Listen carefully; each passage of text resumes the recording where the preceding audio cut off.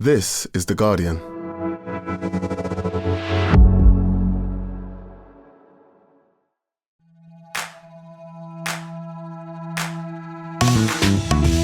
Hello, I'm Faye Carruthers and welcome to The Guardian Women's Football Weekly. Not much has happened recently, has it?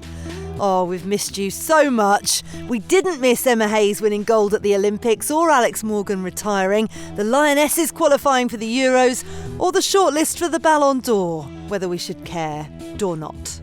But we're focusing on the new season, big name transfers, deadline day signings, 4 new managers and a new independent company that's taken over the WSL and Championship. We'll see how the teams are shaping up, make some no doubt terrible predictions and decide if we can cope with the stress that is fantasy football. All that, plus we'll take your questions, and that's today's Guardian Women's Football Weekly.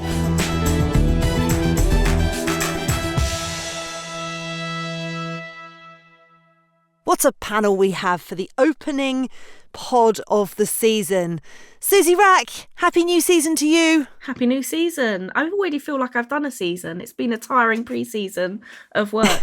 So yeah, I'm ready for May already, which is not a good start. Are you a player in disguise? They hate pre-season. Apparently so, I'll take it.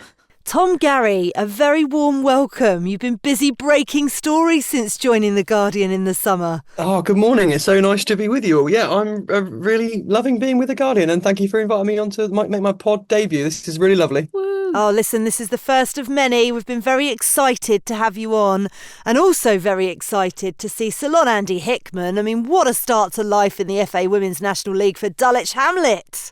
Oh, thank you, Faye. Yeah, it's good to be back. I'm really, really happy to see you all this morning. Yeah, it's been a wonderful start. We've started strong, showing that we can compete in this league, and it's really fun being in the National League. There is definitely a difference. It feels more professional. It feels more exciting. Bigger attendances, big teams. Yeah, it's really exciting. Lovely. And producer Silas wearing his Dulwich Hamlet shirt as well, in respect to you. Right, listen, we are going to be focusing specifically on the football. I mean, you know, the stuff that happens on the green grass. And this might feel a little trivial to some of you who just want to talk about what happens on the pitch, but the magic that we see on a weekly basis only actually happens because of what goes on off the pitch.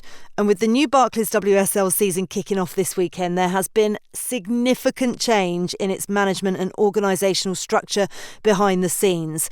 So if you don't know, just to remind you, over the summer, the Women's Professional Leagues Limited, as it's now called, formerly known as NewCo, you'll have heard us, if you've listened to the pod before, speak about that.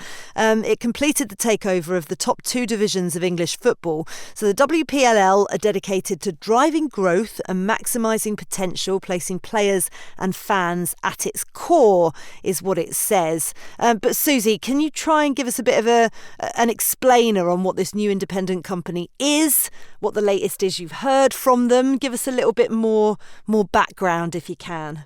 Yeah, the snappily titled Women's Professional Leagues Limited, which apparently is just a temporary name while they decide what to do. But I find it quite slightly funny that they've not been able to come up with one that they really, really like before now, given that they've had quite a lot of time. Slightly symbolic, I would say, given that we actually know sort of very, very little about what plans look like. But I mean, they've got a £20 million loan from the Premier League. I think the first question that people have had is like where the money is coming from.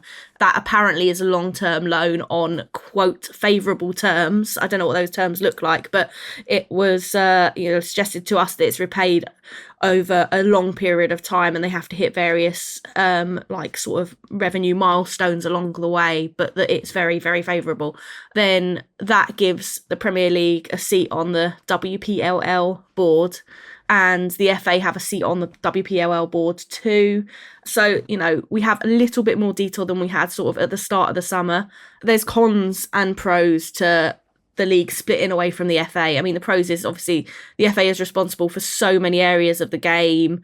It couldn't necessarily prioritise the women's game above, say, disability football, grassroots football, in a way that, like, at the stage the game has reached, it sort of needs to be. It sort of needs to have, you know, people advocating it and putting it first.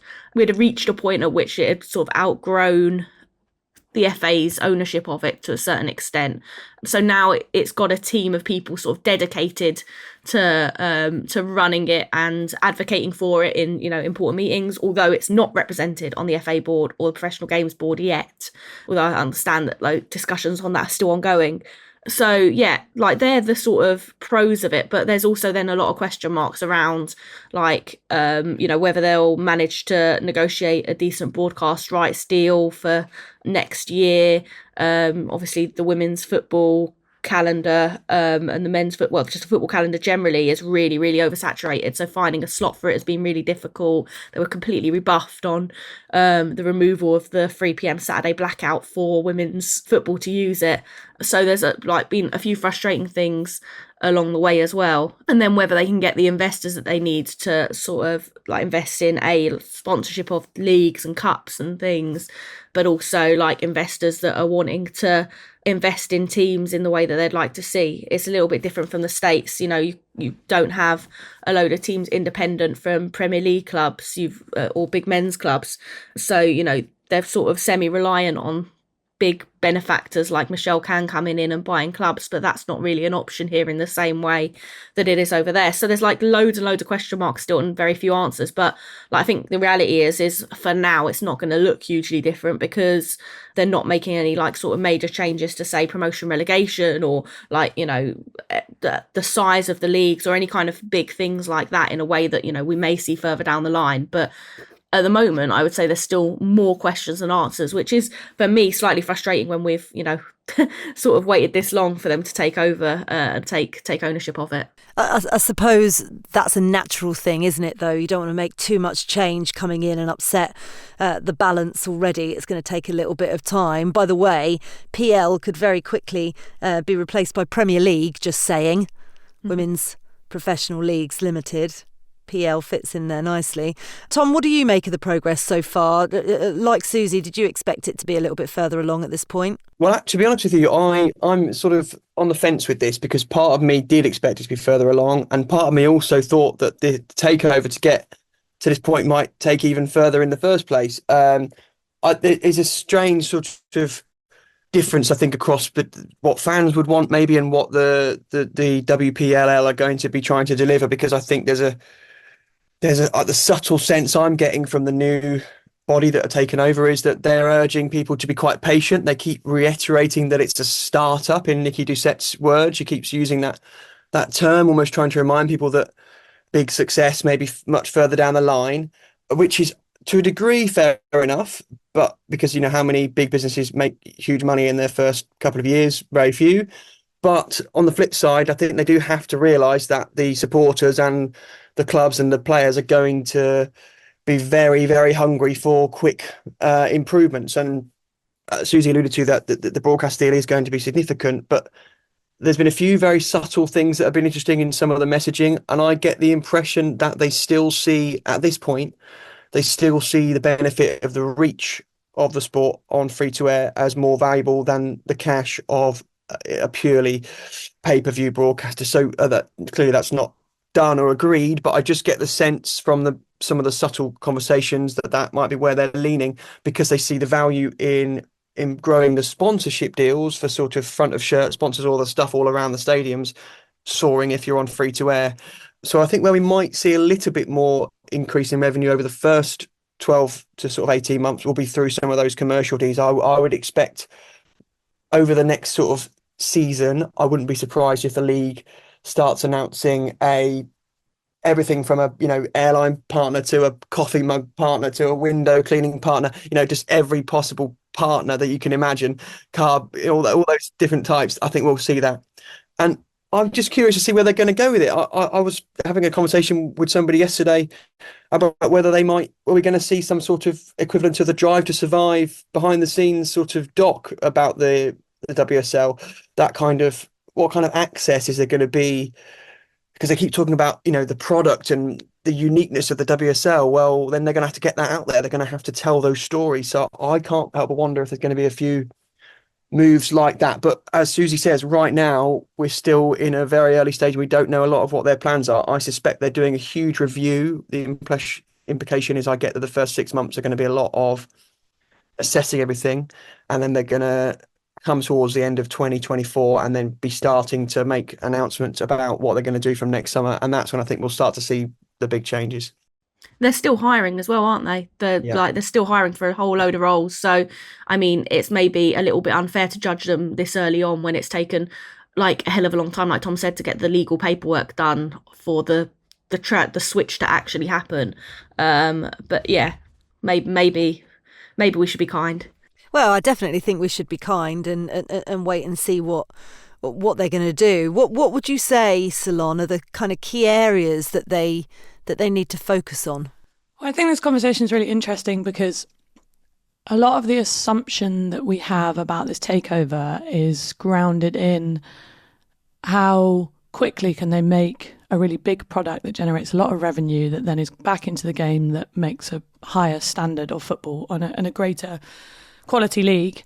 And I think we have to be careful in the conversation around growth for growth's sake. And what's interesting here is there's almost like two tracks happening at the same time. It's like we're looking at all the conversations and everything that seems to be grounded is about how we build this product and how we generate more revenue. And that seems to be the conversation. But at the same time is about the leadership and the people making these decisions. And I know they've got an all-women leadership team with lots of different experience. And I know that they have a few appointments to the board, and they appointed the previous Depop chief exec, I think, who sold to Etsy. So you can kind of see that how they're building for like with the commercial lens. Nicky Doucet's appointment was about that explicitly, right? The job description asked for a CEO with commercial experience, and what better than investment banking and Nike if that's what you're looking for? But I think those two things go hand in hand because the fan needs to feel, and the media, everyone needs to feel trust in those people to make decisions for the good of the game, not just for the good of the pockets of people who will benefit from this game who may not know it very well. And I'm not saying that they're doing that at the moment. I'm saying that the two things are going hand in hand. And because we don't know masses at this point and we haven't seen all the moves that they've made, there is that question that remains. And I think as well, if you strip all of this back, like what actually matters to a fan, what matters to a fan is the ticket prices. Are they still paying affordable ticket prices to go? Is the quality of the game good? Are their players safe? Or are we making them go and play on freezing pitches and skate all over and that game goes ahead? Like, what was it? Was it Chelsea Brighton or Liverpool Brighton a few years ago? Are you surrounded by other fans? Do the crowd sizes feel safe for the stadiums that they're in? Can you get food without having to queue for ages around because you've outgrown that stadium? Can you get the content and the updates that you want to see from your team and your club, and so that you feel informed? They're the things that matter to a fan. So I think what is interesting at this point, it will be it's so tempting to say NewCo, isn't it? Are WPLL making decisions that maximise that for the fan, the everyday fan? Because the everyday fan isn't looking at who's appointed to your board necessarily, and they aren't thinking about who's in your leadership team, and they aren't thinking about how you're going to pay back the £20 million loan and what that means for the Premier League's power over the entity. The fan just wants to have a good experience. So I think we won't see that until the league starts. And if they get some of those early decisions right around and people start to feel it, although Nicky Doucet has come out and said fans won't feel too much difference, they'll just have more content, they'll be able to see stuff. That's where the jury will be out. And I think it's up to us and others to keep an eye on and keep holding to account and being mindful of what the decisions are going on kind of at board level and the investment decisions that might come along the way, because that's where, you can kind of lose sight of what matters to a fan. Yeah, I think that's really key, actually, because I think a lot of the time we get a bit bogged down by all the intricate and detail, because that is our job to then let you know what is going on behind the scenes. And actually, I think a lot of you maybe just aren't that bothered about the structure of it, if that makes sense. But it's important that we tell you how it's going to work, because it could affect you further down the line. Sorry, Susie, go on. So one of the things that I'm not totally sold on is this sort of like desire to build brands, WSL. Like, I don't know how much is worth the effort of trying to grow the WSL as the brand itself. Like, people aren't gonna go, the WSL, so exciting, I'm gonna go and watch that, but they will their clubs. So I feel like that effort is where things need to be, is into club promotion, because that is how you, like, the Premier League is the Premier League because of the clubs and the like support for the clubs in it. Like, that is why it's become the force that it has. That is why it's become a brand in and of itself. I think it'd be really hard to build brand Premier League before you built the clubs. So I'm not totally convinced by that sort of like real like desire to grow brands WSL marketing strategy. It feels quite modelled on the NWSL, I think. And on that point, I think the one bit of content that I've seen around the brand WSL and Championship was the stakes have never been higher piece of content. I don't know if anyone's seen it. Just for those who haven't, it is called The Stakes Have Never Been Higher, and it's about the leagues, the 2 top leagues this season start kicking back off again. And the creative concept is 20 players going to the top of a building, like a high rise, and kicking a ball around. And I watched it and was like, what? That doesn't make me excited as a fan.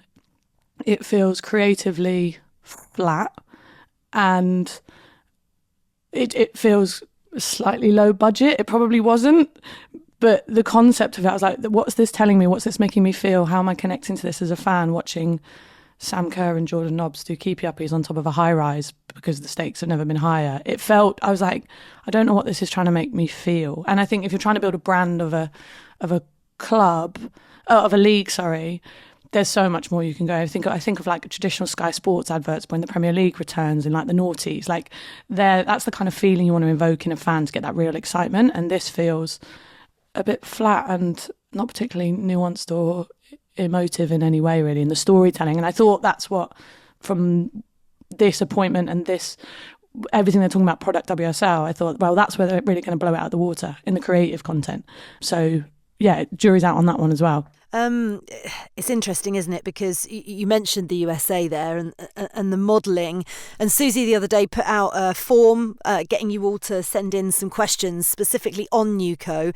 And by the way, we could easily have done an entire pod on, sorry, I said NewCo as well. I've just done exactly the same, Ceylon. WPLL. It just doesn't roll off the tongue. Do you know what, though? What we can start saying instead, because we've got BlueCo now at Chelsea.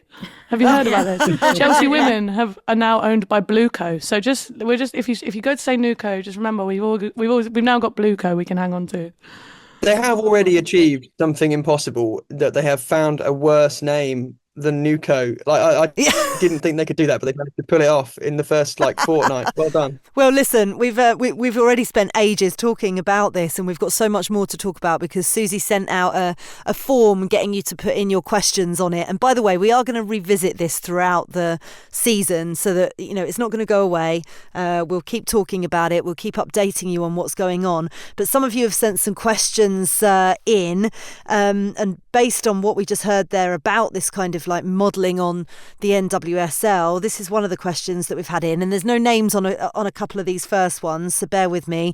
The talk of a more inclusive, almost US style match day experience has worried some of us. Do you have any thoughts on that? One of the things I love about going to women's games generally is the lack of overt, aggressive, partisan behaviour. Tom, do you want to take that one? Yeah, I was at the opening game of the championship season between London City Lionesses and Newcastle, and was really struck that there was quite a big deal made of the fact there was like a half-time dance show by a local group who were dancing at half-time. I kind of got the impression that sort of thing was going to become quite regular at London City, and that perhaps, maybe not necessarily dancing, but certainly half-time entertainment might end up becoming a linchpin of the leagues going forward, and some fans seem to really enjoy it. But in answer to that question, I can understand why people quite like the lack of, or perceived lack of, like, aggression in the crowd, or kind of, there's certainly no hooliganism from what I've seen in 10 years covering this league. It's very, very rare, and protecting that is important. But then I think there'll also be a group of fans who don't want to be patronised into thinking that they're not partisan with their support for their club, and they don't want to. There's a lot of people who don't like the idea of being told they're a family-friendly crowd. They quite like the rivalry and the banter and some of the more I can't think of the right word, but some of that side of the game. So there's a balance to be struck there, because you don't want to alienate different groups of people, but at the same time you want to keep that element of everyone feeling safe and going to the game. I suspect that we will see the league leaning much more towards an American model. Some of the people involved at WPLL have spoken about trying to embrace Swifties and reaching out to those kind of that demographic who love Taylor Swift, which is a very broad demographic. Goodness, because it's not. But I get the impression they're going to be looking towards marketing the league to people who aren't necessarily your traditional diehard go every week football fan. They have done a lot of insight research into who the fan is. One of the first things they did was like, let's understand who we could be marketing to here, which is what any good marketing approach should do, is ground it in the audiences you're trying to reach. And they've come up with like 3 different types of fan. It's like, I'm going to probably get the words wrong, but there's like a casual fan who's kind of into it because of the line. There's like a new market that's completely untapped that I think is like the Swifties that they want to go out for. Then you've got like the fan who became a fan because of the Lionesses, and then you've got the hardcore fan who is probably more in our worlds, right, who would like the rivalry and partisan stuff. So I think what they'll try and do is have a different approach for engaging those different audiences. And obviously the biggest market there that is untapped is the audience that hasn't arrived at the WSL yet. And how do you reach them is go to the things that they're interested in. So you can see the kind of logic around the going for the Swifties. And I think where you will see the tension and the discourse will come out on social media is when the hardcores are being subjected to the things that are not actually marketed for them. They're for this big broad group that they want to get new feet through the door, and that will be the tensions we'll see play out this season on Twitter and socials. There'll be these fights over whether it's dancers at half time at London City Lionesses, or it's different endorsements we get from different people who might say, well, they're not authentic in women's football. That's where I think you'll feel that splitting a lot this season, which will make great social media content, and everyone will get whipped up for about 24 hours, have a big fight over what feels authentic to women's football, and then another thing will happen and we'll all move on. Yeah, I mean, this is the issue, isn't it? There may be trouble ahead, I think, is the best way to tee it up. With change, there always is, because everybody has their own opinion of what should happen and shouldn't happen. Let's go through some of the other questions. I'm going to focus on the National League in a second, but this is an interesting one, Susie, from John McLean. Is it more important to make the WSL financially self-sufficient before expanding it? No, not necessarily. I mean, like, what does financially self-sufficient mean? Because obviously, that's going to be a while off. It's got this £20 million loan from the Premier League to pay off. Is that loan included in what you would describe as financially self-sufficient? A lot of men's clubs operate on the basis of huge losses. Like, I think we spend a lot of time talking about self-sufficiency, but not much time talking about what that actually looks like or means. I mean, I think it's important that it reaches a point where it's self-sufficient purely from the fact that, clubs are so reliant and the league is so reliant on investment from the men's game at the moment that, anything that impacts the men's game will knock on impact the women's game.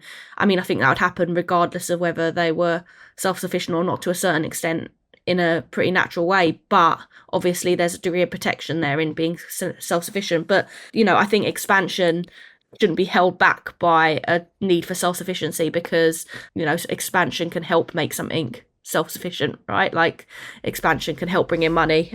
Whether it's the right time to expand the Women's Super League now, I don't know. I'd say potentially you could add a couple of teams, as some clubs in the Championship who are doing some really good stuff, but at the same time, like, we don't want to undermine the Championship either. So I think if you're looking at expansion of one, you've got to look at expansion of the other.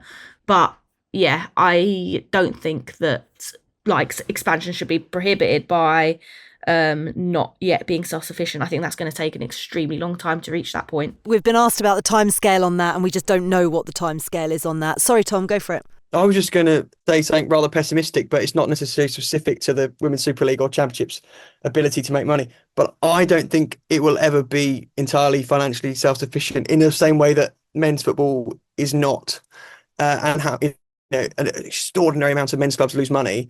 And my gut feeling for the future is that they will keep growing revenue, and revenue will grow, but so will wages, and so will transfer fees and agents' fees, and the extra revenue that the league starts to create will be spent on the top superstars in the same way. And then you can do a wonderful job of growing revenue in this league, but if there is another club somewhere in the world who's willing to pay twice the amount to sign a player from the top clubs, they're going to up their game on the salaries, and I suspect that's where we're heading, and that's just the cycle that football has been on. And I'm sort of pessimistic that I don't think we're ever going to see clubs making a profit, but I don't mean that in that women's football will fail. I just mean that people who want to win will always try and buy that success, and therefore the richer owners will always end up just paying the highest players the most money and winning it that way. And I don't think,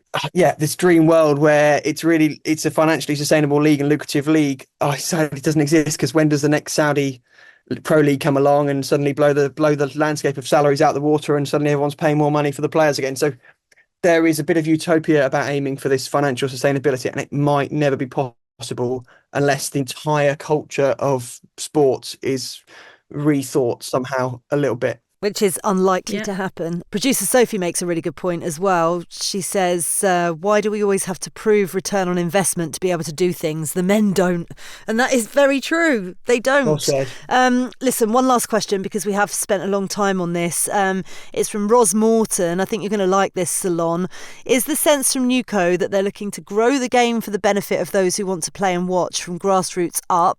Or does neoliberal late-stage capitalism mean that we're set to endure girl bossification dressed up as investment? Side-eyes Kang's private jet.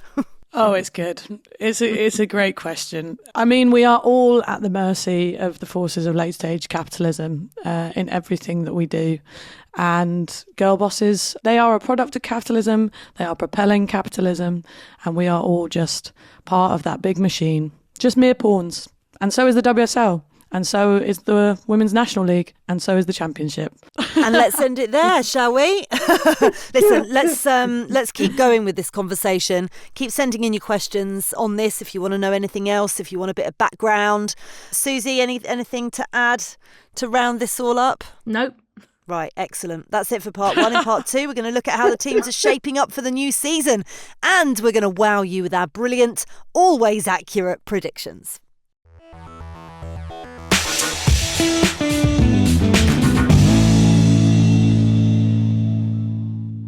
Welcome back to part two of the Guardian Women's Football Weekly. Let's focus on the football, shall we? And after what feels like the longest ever summer, the 2024-25 season gets underway this weekend with a pretty eye-catching schedule to kick us off as well. Champions Chelsea start everything on Friday night against Aston Villa. Manchester United host West Ham at Old Trafford, while Brighton entertain Everton on Saturday. Arsenal play Man City in the early Sunday kickoff before Tottenham Crystal Palace and Liverpool Leicester round off the weekend. So let's take a look at how each club is shaping up ahead of what promises to be another fantastic campaign. Let's start with the champions, shall we? And Chelsea, who are looking to make it 6 titles in a row after their final day victory at Old Trafford last season. The departure of Emma Hayes has meant new beginnings for the club under former Lyon manager Sonia Bambastor, and with that, of course, come quite a few unknowns. Susie, question for you from It's Camille F. They ask, what style of play / tactical changes might we see from Chelsea based on Bombastor's tendencies as a coach? And what team will be a surprise performer this season? How do you reckon they're shaping up under their new boss? It's a good question. I mean, on the basis of pre-season, incredibly well, right? I mean, they had a really successful tour of the States, won both their games there against Arsenal and Gotham, including Gotham, who are, mid-season in the NWSL, and then have come back and have absolutely smashed Feyenoord 9-0, I think it was.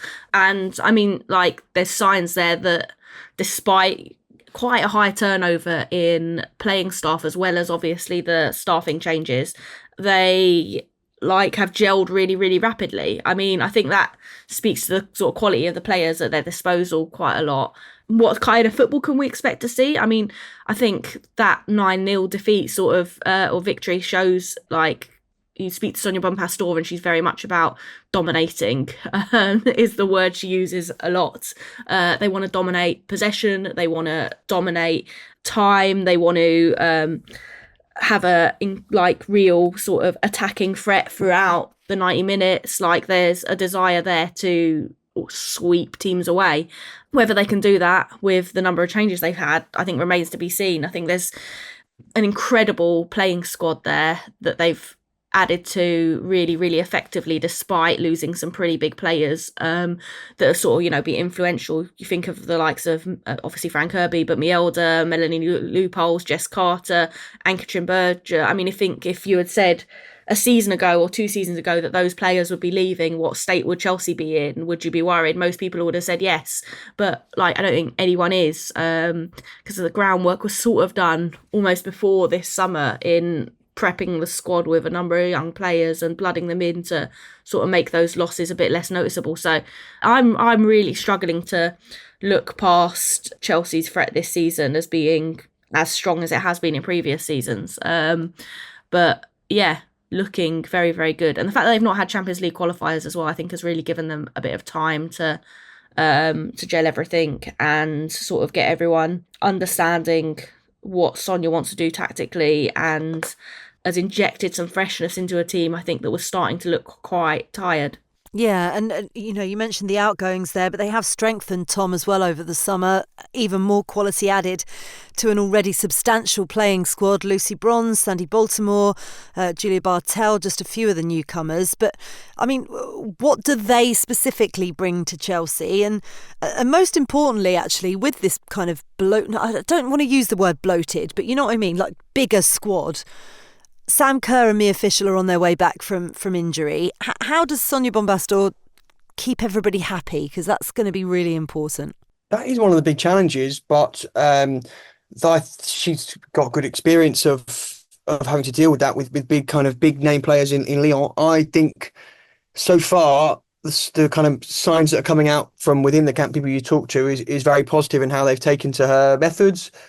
In answer to your question about what the new signings will bring, I think it's very clear that Lucy Bronze particularly is going to just add to that winning mentality on like another level. They've already been these kind of mentality monsters, haven't they, Chelsea? But they've brought in this sort of serial winning machine, particularly when it comes to the Champions League. And I think that will be Lucy Bronze's kind of experience in that dressing room for those European games will be absolutely huge. And just if you're Arsenal and Man City and you're sitting there and you didn't manage to beat Chelsea last year when Chelsea were the only team juggling European football, and now all three of them will hope to be juggling European football, I think the more and more they're going to think that was an enormous missed opportunity, that if they couldn't beat Chelsea in the league when they were the only ones who had the midweek extra games, then they've got a lot of catching up to do. It was very fine margins, wasn't it, with Man City only on goal difference? I think Man City should have won the league last year if they'd kind of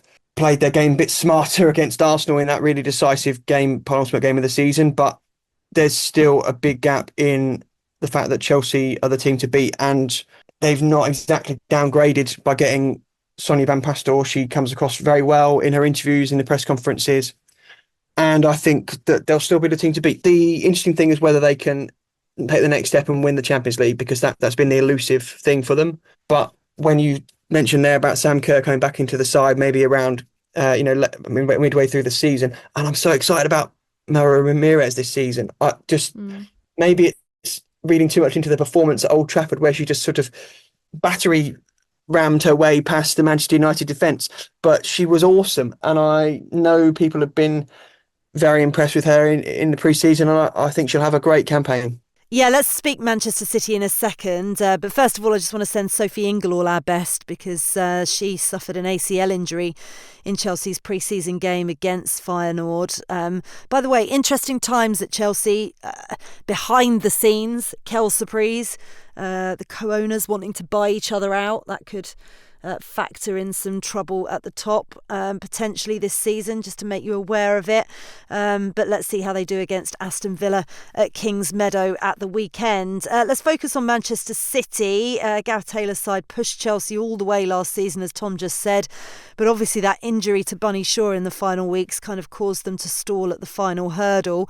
They'll have not been particularly happy to see that they've drawn Arsenal as their first game of the season either, bearing in mind what happened last season. But they have had a pretty active summer window, which is very different to last season. 7 new signings, a handful of departures, and Viv Miedemar's move from Arsenal was the one that caught the eye, I would say. Jill Roord's been pictured back in training as well after rupturing her ACL, but new signing Risa Shimizu suffered an ACL injury at the Olympics, so of course she's also in rehab, and we wish her all the best as well. Ceylon, this is a message from Hans Solo asking whether Manchester City have a depth problem. Do you reckon they've got enough cover now to stop any injuries derailing their challenge? Great to know that Han Solo's tuning in, first and foremost. A depth problem? No, I think the 7 new signings really sets out their intent for this season. I think, they perhaps overperformed last season with the injury to Jill. Jill Roord was their biggest signing, and she obviously ruptured her ACL, and they still did really, really well in that season. And now it's like, right, let's go for it. We know what we can achieve. I've actually got City down to win the WSL this season. I think if they're going to do it, this is the time to do it because of the potential transition that Chelsea will face. Although I think we could overstate how much that will actually affect them.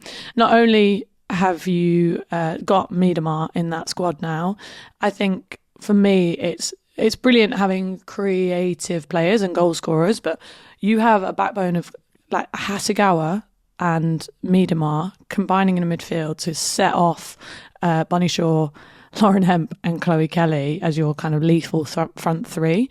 Players like that really rely on the kind of creativity and service of people playing slightly behind them.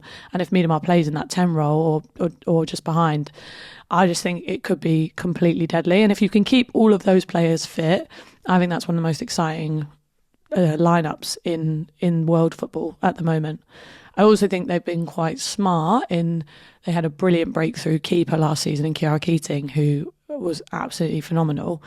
But you don't want her to drop off, and they've signed Yamashita, haven't they, who is another brilliant keeper. So you keep that competition at the back for that spot, and it's going to be really, really important that they are really solid at the back as well. So yeah, I think I've got City down to win this year, because if they can keep everyone fit, I do think you've got some of the most exciting football being played there. Yeah, definitely. Well, let's see what happens in the opening game, because they're away at Arsenal, a game that perhaps frustratingly is sandwiched in between 2 important Champions League fixtures. That's the way this always seems to happen, isn't it?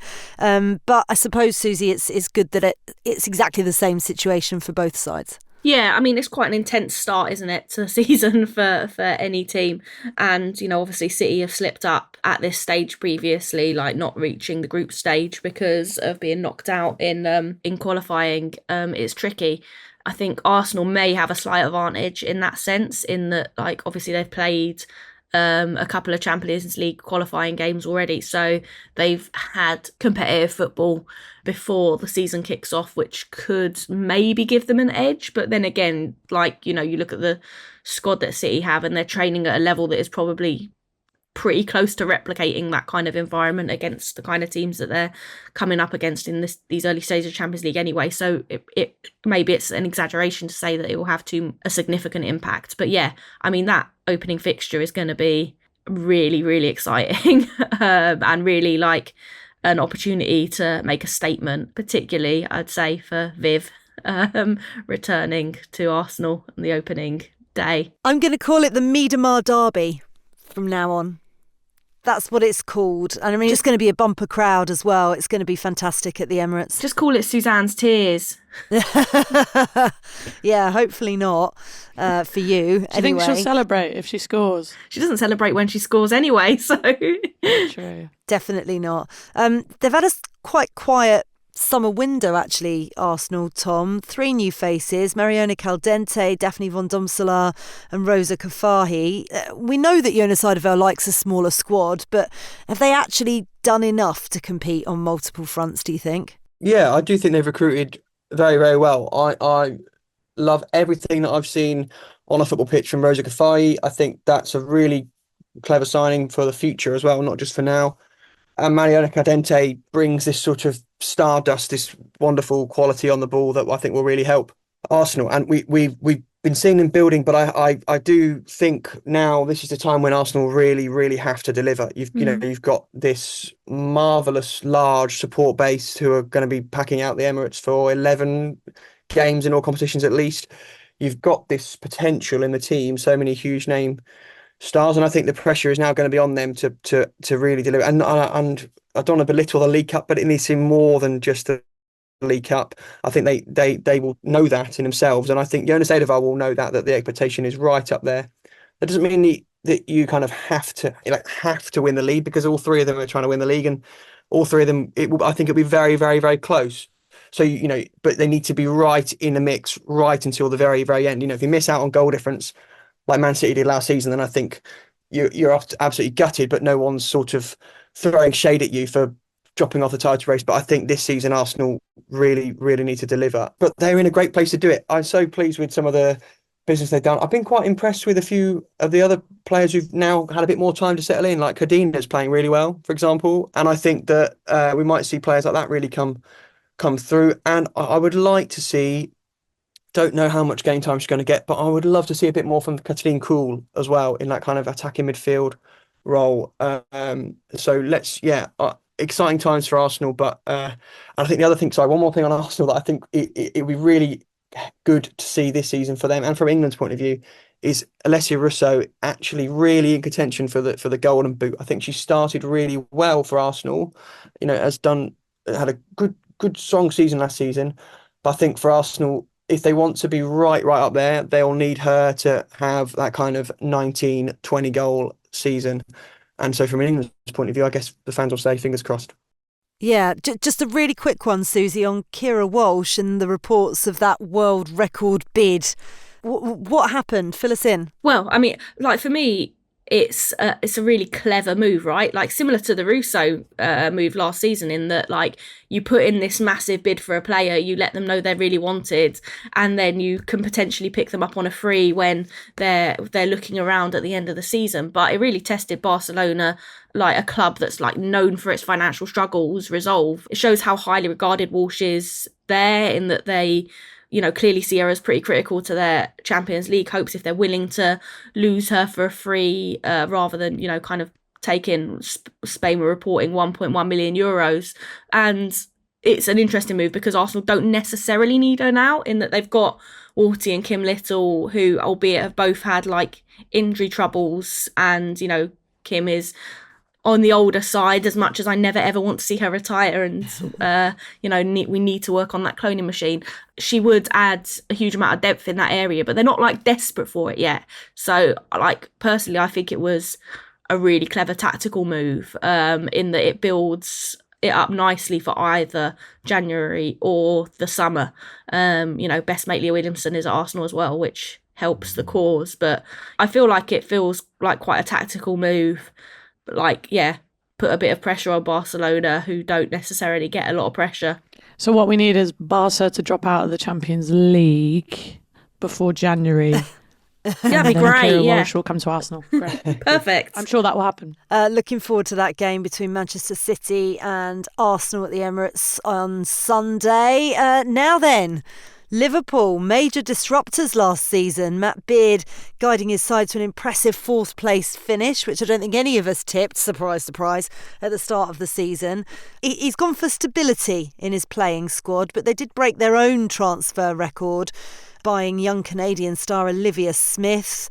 Let's not get too carried away, Ceylon, I would say, but how do you think your Liverpool side are going to fare this season? I think Matt Beard proves that he knows this league really, really well, right? He knows what needs to be done, and he clearly can build a brilliant culture and get his younger players really fighting and back that team, right? And I think Liverpool will be disappointed, I think, if they're not up there disrupting as much as possible. And I think that they finished on points closer to winning the league than they did being in the bottom half of the table last season.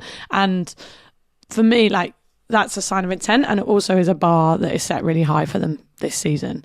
Can they meet it? They have lost one of their I guess, scout stars in Missy Kearns going across to Villa, which is a really interesting move, and I'm excited to see more of her playing at Villa. But I think under a Matt Beard team, you should never write off in the WSL, and I think they'll probably, they could finish anywhere between 4th and kind of 7th, right, in that gap, and they'll probably be disappointed with anything less than kind of 4th, 5th.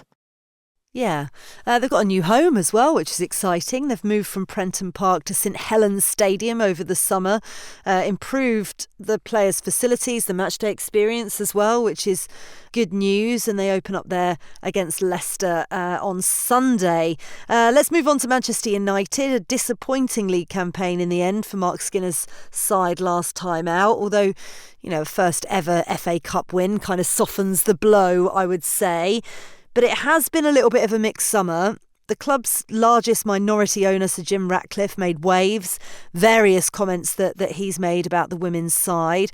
The team had to spend a chunk of pre-season at St George's Park, while you, Tom, reported that back in June they'd actually been moved into portable buildings to accommodate the men. What is going on at Manchester United at the minute? It's such a mixed bag, isn't it, at Manchester United? There's kind of so many good things and so many really, really bad things that you're sort of all at the same time thinking, like, what is going on, a complexity.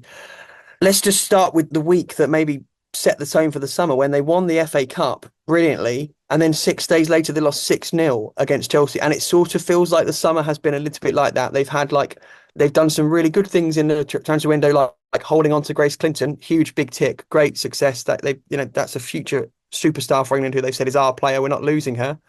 But they also lost Mary Earps, wow, Katie Zellum and Nikita Paris, 3 of the biggest names and kind of most loved players in the squad, and particularly Earps. As an organisation, to let Earps go for a free was a real colossal failure. So, goodness, we could be here for hours talking about them, but it's just been a really mixed bag. But I think they have recruited quite well.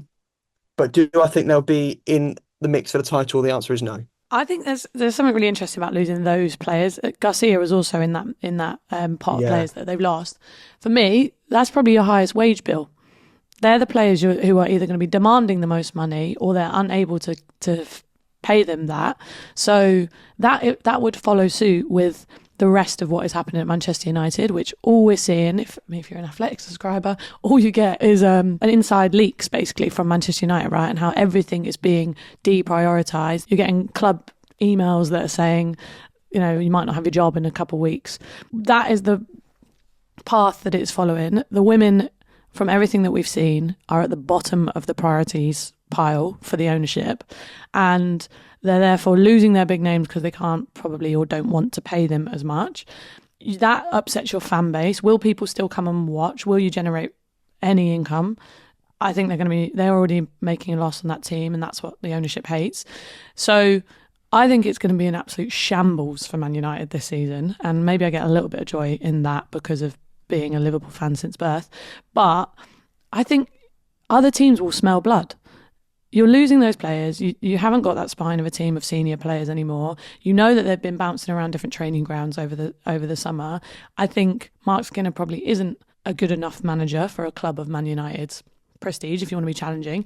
But I also don't think he will. I think he will remain in a job because I'm not sure there's enough scrutiny or kind of accountability over the women's team. I don't think there's a genuine care from a performance side of things. So I think when I did my predictions, I've got them finishing 9th, and I will go on record. I think it's going to be a really difficult season for Man United. Wow. Yeah.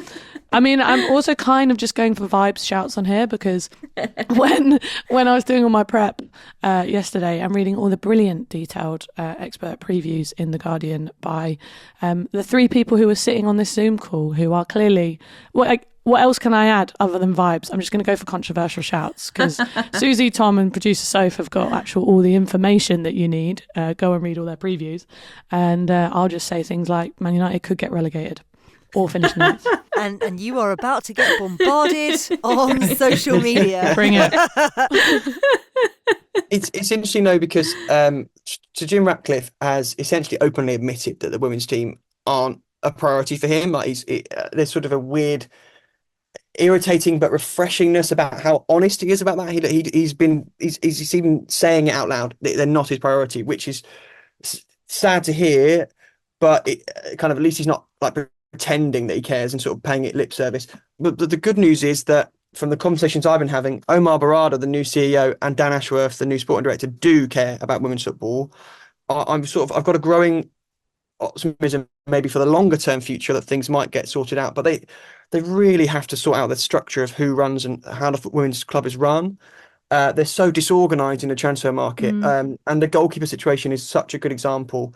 Obviously, the big story in the summer was Mary Earp's departure. Everyone was expecting it for months and months and months. Everyone apart from, it would seem, the recruitment team at Manchester United, who was still scrambling around to try and find a goalkeeper on deadline day and didn't get one. Now, the good news is they have one who's excellent. I think Fallon Tallis-Joyce will be a really good number one for them this season. And that was sort of the succession plan that some people had. But if that was your plan to make her the number one, then you need to sign a new number two of a high caliber. And they didn't do that. So to lose the England goalkeeper and not sign any goalkeeper and still be trying to sign one on deadline day and failing is just a great sort of symbolic image of the chaos of the recruitment over the last maybe 4 years. And there's been so many recruitment things that haven't worked out. If you think about Irene Guerrero, great, exciting signing. It didn't work out. Gemma Evans, they signed last summer, only 1 year, didn't work out. She's gone to Liverpool. Fielder Barisa. And I think we could point to a lot of recruitment failure, and that's the thing they've really got to sort out, because the recruitment at Chelsea and City and Arsenal is light years ahead in terms of their organisation. Sure, money helps with that, of course, but they just need to get ahead of the game a little bit more in their succession planning and be thinking, okay, that player's contract's coming up next summer. We need a plan the year before, and those conversations need to start happening, because there's a lot of potential there. So many great, exciting players. I'm so excited by the progress that Maya Letitia is making. She's still so young. You know, Grace Clinton's, I think, going to have Jay-Z. I think she's settled in England. I think Jay-Z could have a fantastic year. There's great potential, but it just needs. Not that every club in the WSL can't have Paul Green, all of them sitting as like head of football, but I wish there was somebody of that ilk for the fans at Manchester United who deserve so much better, to see someone running it in a bit more organised way. Yeah, absolutely. I agree with that. Hopefully that's answered Sue Klesnik's question. She wanted to know whether United had replaced Zellem Garcia in Paris adequately. It's the organisation, though, isn't it, and the long-term planning that's important. Elizabeth Turland in there and Dominic Janssen as well, a defender and a goal scorer. So actually maybe ninth is a little bit harsh, Ceylon, when you look on paper at the players that United still do have. But anyway, they face West Ham in their opener. Susie, I'm going to make you talk about Tottenham. I'm very sorry. They were another team that caught the eye last season under the stewardship of Robert Villahan. They reached the FA Cup final for the first time. The Spurs manager then rewarded with a new long-term contract, and they have added to their squad over the summer. England youngster Ella Morris has arrived from Southampton. Maite Oros from Real Madrid is with them, and Australia internationals Claire Hunt and Hayley Rasso are also incoming. But as you heard there, they have had to say goodbye to loan signing Grace Clinton, who'd had a brilliant impact on loan last year. They did want to keep her, but ultimately United wanted her back, and you can see why. They're also going to be without Kit Graham as well, who is another casualty of this growing pre-season ACL injury list, which is just bonkers always. Susie, do you reckon they've got sufficient cover for those players? How are Spurs looking this season? I don't know what you're talking about, Faye. I love Tottenham. I think Robert Villahan is great and the players are lovely. Someone's going to clip that up, aren't they, and just have this on repeat. Susie Wrack going, I love Tottenham, and it's going to drive me insane for the rest of my life. But no, I actually think they've recruited pretty well. They've not done a huge amount of business in terms of incomings, lots of outgoings, but I think they have strengthened to a certain extent. I mean, I think the biggest loss is Grace Clinton, without a doubt. Keeping her was, the dream, but I don't think United were ever really realistically going to let her go. It was inevitable, really, that she was going to leave. But in terms of the others, I think they have actually done a fairly decent job at sort of replacing them. Maite Oros is deadline day signing, I think, is a really, really good coup. Hayley Rasso brings a ton of experience. Claire Hunt, brilliant. Ella Morris, like, you ask some of the other players in the Spurs squad about her, and they're just like floored by her. I was going to say her pace, but it's not quite her pace. It's her, like, her engine. She's like, she just keeps going and going and going. She's got like stamina. That's the word I was looking for. Like no tomorrow. So there's like some actually really, really good players that they've brought in. When you speak to Robert Villahan about it, he talks a lot about consciously not wanting a high turnover this season because they had quite a high turnover last season, and needing to keep some level of stability amongst the squad. That said, they've had so many players leave that there is, you know, inevitably going to be a fair bit there. But yeah, he was trying to limit that, which I don't think is a bad strategy, because generally speaking, when you get a team that finishes, like, has a great season, finishes you know, decent level in the table, as we saw, you know, Everton do a few seasons back when they finished fourth, as we saw United do a few seasons back when they finished fourth. Obviously Spurs didn't finish fourth, but, you know, had that great FA Cup run to the final. You sort of get this like desperation to bridge that gap with the top three immediately and try and bring in a whole load of players that are going to put you up there with them, and then like a high turnover when you've got a squad that is actually, you know, developing something quite special can lead to quite a big rupture in the dynamics of the group and the playing style, and you're sort of back at square one, and it doesn't necessarily work out. So the sort of long-term strategy of slowly building up the squad, it's not the perfect squad. It's not going to necessarily do amazing things, but it will like kind of gradually build up if he's given the time to do that. Yeah, they open up at home to newcomers Crystal Palace, which I'm sure they'll be eyeing up as a good opportunity. We'll talk about Palace shortly, but it is the start of the Robert DePau era at Aston Villa. I just keep thinking about Tapau every single time I see his name written down. I know that's ridiculous, but maybe you're all too young to remember Tapau. China in your hand? No? Maybe. The Dutch manager arrived in June after Carla Ward departed at the end of last season. I mean, the good news for Villa fans is they have managed to keep the core of the squad together, I suppose. Ceylon enjoyed a decent pre-season as well. But what do you make of their chances on improving on last year, which was pretty difficult, I would say? Well, they've got something to prove. Definitely. They were a little bit of a victim of their own success from the previous season, where they had this brilliant season of overperformance, took lots of points off the big three and really competed up there, then completely plummeted. Things just didn't seem to go right for them. And you'll get a lot of them, those more senior players, more experienced players, and the hungry, ambitious ones who are really disappointed with that and will have a chip on their shoulder to have to prove something this season. So, yeah, I think it's exciting. You've got Katie Robinson and Missy Bo-Kearns in there now, so I think that is, you know, they're showing intent with those signings, and they feel like the right kind of level of signing that Villa want to make to set that intention for this season. So I know I keep referring back to this, but I've got them finishing 7th this season. You're jumping ahead to the predictions. Wow. I'm going to ask you in full at the end. 7th, well, okay. That's when I'm going to get cancelled. So I'm drip feeding them slowly. A quick one, Tom, because Satya Grahi, I'm so sorry if I've pronounced that wrong, sent us a message on X asking whether or not, you know, selling 2 top keepers in Hannah Hampton and Daphne Van Domselaar in 2 successive seasons mean, are they just kind of a selling club, or do they have ambitions of their own? They've certainly got ambitions of their own, but I think they have been slightly naive over the last few years with the kind of release clauses they put in the contracts. I think particularly with Van Domselaar, it just seemed a little bit too easy.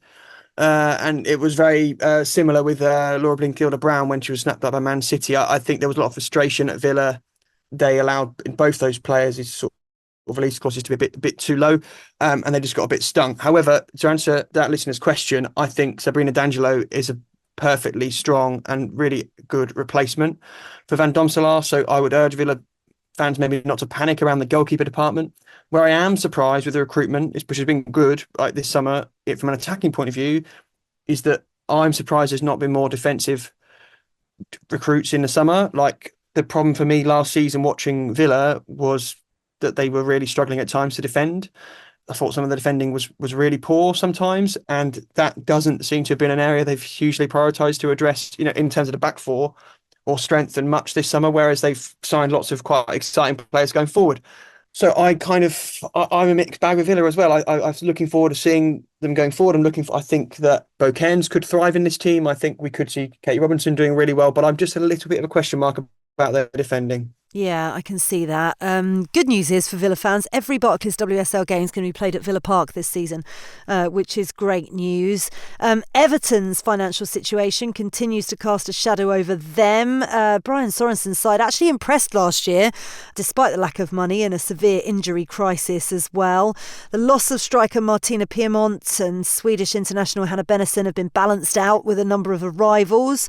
Nigeria's Tony Payne has joined, Spanish youngster Inma Gabaro and Viatriki Sari as well. How much optimism do you think Everton fans can have this season, Susie, or is this just a case of surviving because of what is going on behind the scenes?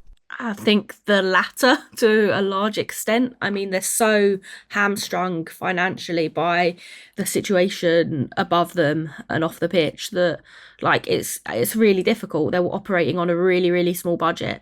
The squad is thin, right? It was thin last season and they got through to the end of the campaign sort of intact to a certain extent. But surely they can't have the injury crisis that they had last season. Surely lightning won't strike twice in that sense. If they have any kind of number of injuries in even half the scale of what they got last season, then they're going to be in real trouble. And I am quite worried about them. They're losing their best players year on year and just don't have the financial clout to be able to kind of replace them at the same level immediately. Obviously getting in some, fairly decent WSL experience and some good youngsters, but that's sort of not enough really when you're looking at, kind of how other people are operating around them. I went to watch Everton play on Sunday against Liverpool in a pre-season friendly, and two things were really striking. One was, as Susie says, the depth in the squad, because what happened, the game, Everton were the better side, I felt, for the first hour,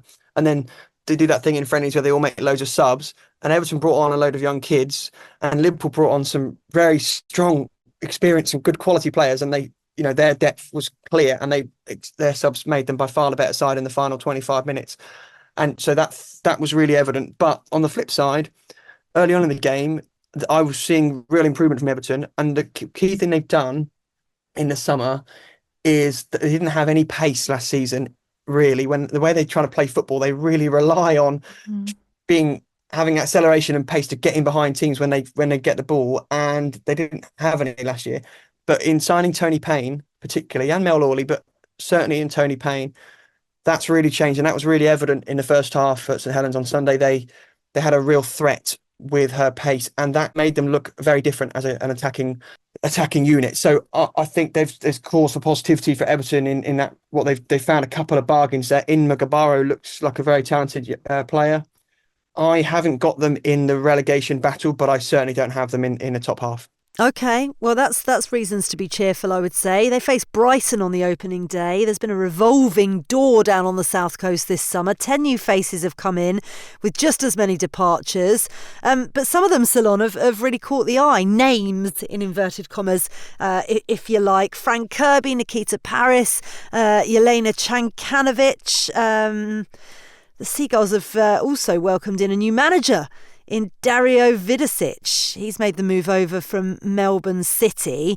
Question for you.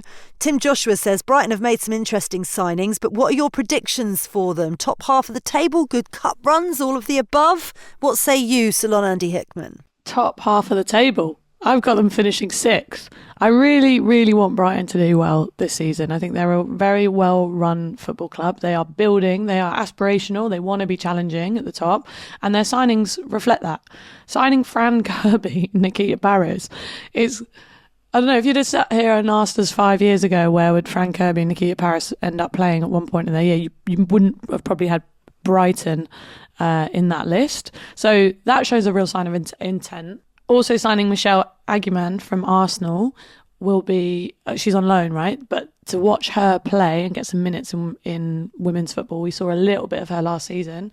That is a wonderful signing as well, I think. So even though they've lost Herland and Katie Robinson, I think this could be a really good season for them, and a new manager wants to build in their image, and this is them doing that and setting out that stall. So I think they're going to do quite well.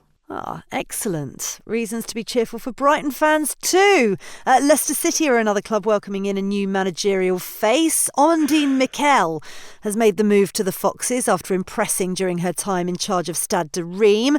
There was a recent media day, wasn't there? And Mikel said we can expect fun from her new side, which is probably much needed after the disruption of last season, I would suggest. What did you make of the appointment, Susie, and the recruitment that she's done? She seems a pretty exciting person, in that, every single player you speak to talks about how hilariously funny she is, and, that they're really enjoying working under her. They've made some decent signings in the transfer window.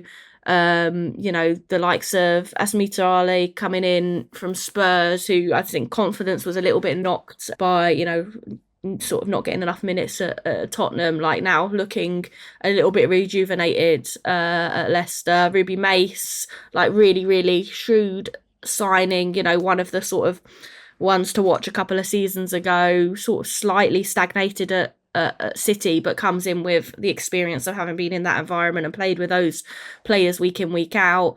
She's brought in players from France, from Fleury, from Stade de Reims. Like, by all accounts, her recruitment in France was very, very strong. So, like, there's some really, really good signs there, and they've got the facilities around them to kind of build a really, really special environment. So I think people could sleep on Leicester a little bit. Yeah, I think they could be quite exciting this season. There's a fair few players that have gone out, but I think their recruitment could be really, really smart. They were one of a handful of teams that went on high-profile pre-season tours. They travelled to Western Australia, taking part in the Perth International Cup. They lost on penalties to Manchester City, beat West Ham. I think we'll have a discussion about pre-season tours another day in terms of their benefit or not. Rhian Skinner's West Ham also spent part of their pre-season in Perth as well. They're another side that have seen significant turnover. 7 players have left, and Skinner's put that down to the prevalence of short-term contracts in the WSL. Some interesting comments from her. It's a conversation I had with the club, she said, something we needed to iron out and put in place. Short-term contracts have been an issue for sustainability. What did you make of her comments, Tom, and what did you make of their recruitment? I think she was making quite a important point, but it felt to me as though it was more pointed towards the West Ham board and West Ham as a club rather than more broadly at the women's game. I'm a little bit worried about West Ham. 12 months ago, I predicted they would be right down there in 11th, and that was one of the only things I got right. And I think they'll be right down there again, to be honest with you. I know we can't read too much into pre-season friendlies because everyone's at different stages with their fitness, but I watched Leicester against West Ham, not in Perth, unfortunately, but on television. For those who didn't see the game, it was 5-2 to Leicester, but the 2 goals West Ham scored from Vivian Asseyi came quite late on in the game as sort of consolations in stoppage time. And when it was 5-0, Leicester were really good value for that 5-0 lead. It could have been 7 or 8. And it was partly because Leicester were playing really exciting, attractive football, and Mamiki was on great form, Ruby Mace was dictating everything, and there was some lovely, intricate football from Mikel's side. But then also it was because West Ham were just all over the place at the back. There's a perception from when you talk to agents and maybe recruitment staff at other clubs, they don't think West Ham are shopping in the same supermarket as the other teams in the WSL.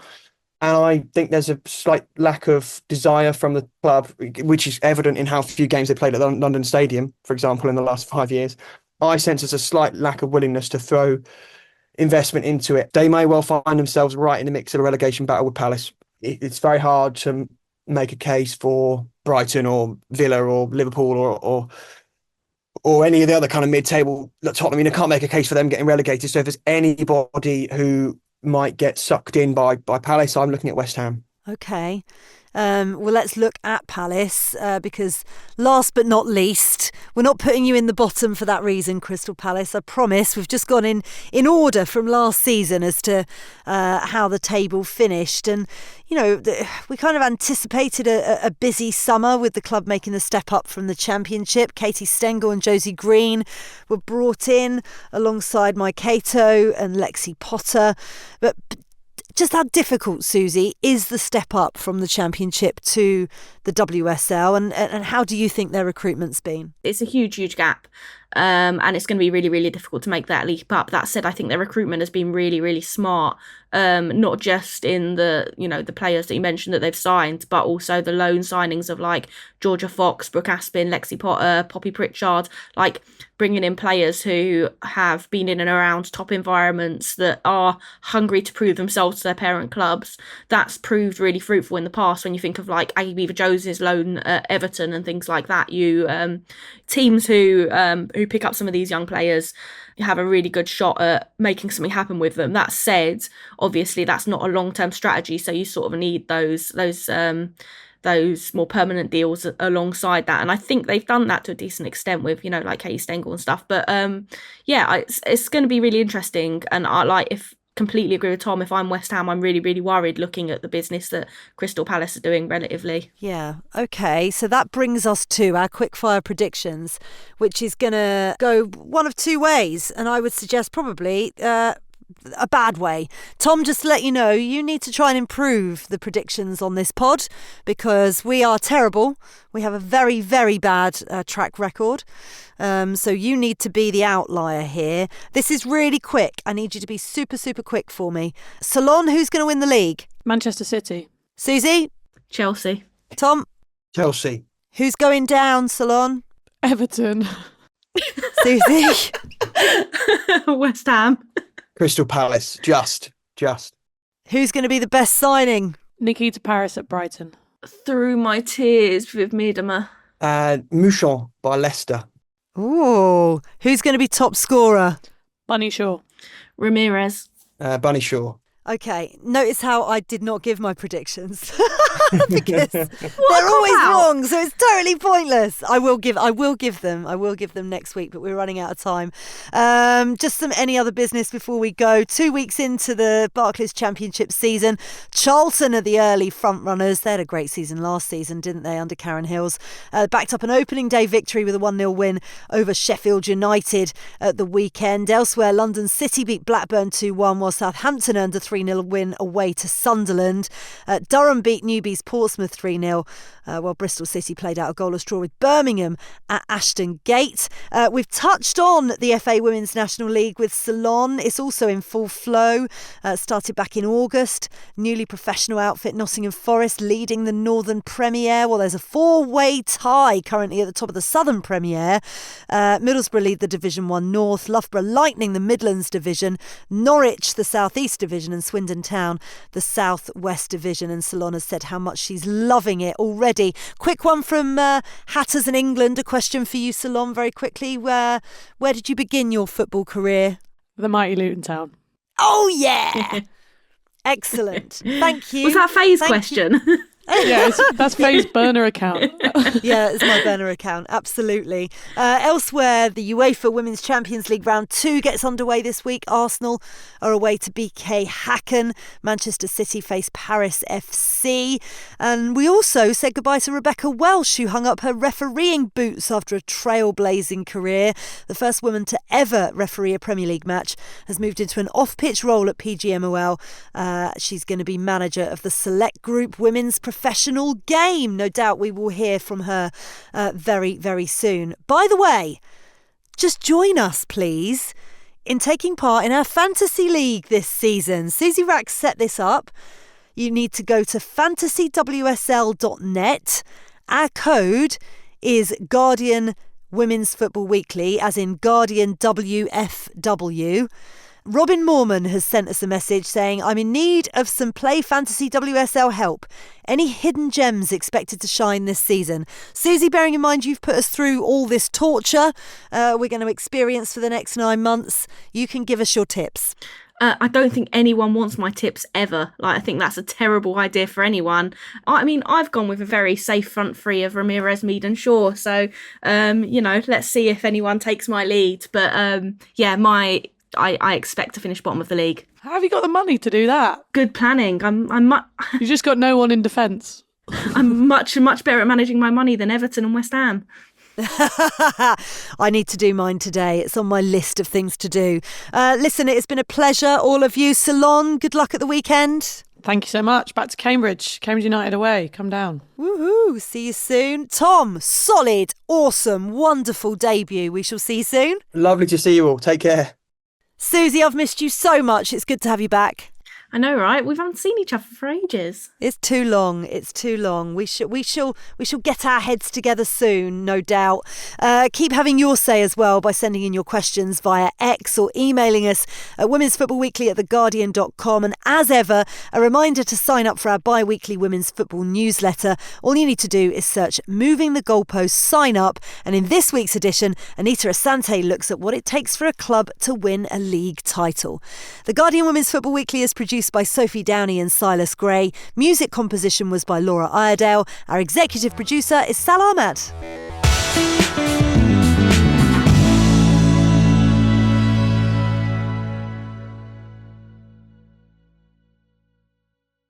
This is The Guardian.